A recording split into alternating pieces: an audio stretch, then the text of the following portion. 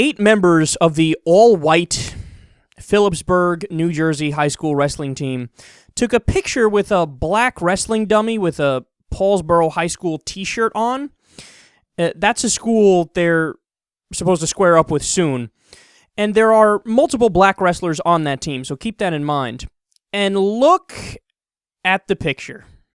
The New Jersey Interscholastic Athletic Association is investigating a disturbing act involving members of the Phillipsburgh High School wrestling team. This picture was published in the Lehigh Valley Times this week. It shows one Phillipsburgh wrestler saluting, 2 other players wearing pointed hoods, and a dummy hanging by a noose wearing a Paulsboro High School wrestling t-shirt. The superintendent of Paulsboro noted that there are a number of African-American students on its wrestling team.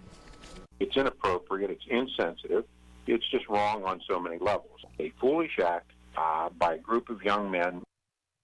The State Athletic Association has asked Phillipsburgh officials to file a report on the matter by noon tomorrow. The association has also reported the incident to the State Attorney General's office and the Division of Civil Rights.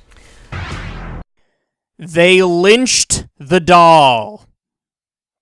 They lynched the doll. All white guys lynching a black wrestling doll, and they're about to square off with a wrestling team that has a lot of black people on it. They had pointed hoods too. Ugh. Now, thankfully, the kids were suspended and punished, but listen to their statement. This is unreal. Quote, "The inanimate figure in the photograph is a wrestling dummy which is owned by the Phillipsburgh High School and is used in our daily practices and is used by most high school wrestling teams. It is our understanding that the dummies are manufactured in only dark leather. In outfitting the wrestling dummy, we did not give any thought to the physical appearance of the dummy as anything other than an unidentified generic wrestler." Really? So none of this was racial. You didn't have anything racial in mind, except maybe the fact that you were lynching the doll. Lynching is something that used to happen all the time in the South, specifically to African Americans. Okay, that alone, there are racial undertones, if not screaming overtones. And by the way, if that's not convincing enough, again, they had pointed hoods. 2 of the guys had pointed hoods. It is only a very accurate recreation of an old-school Southern lynching. Look, I don't know what it is. I really don't know what it is. But it appears as if the default setting for a lot of human beings is just myopic douchiness.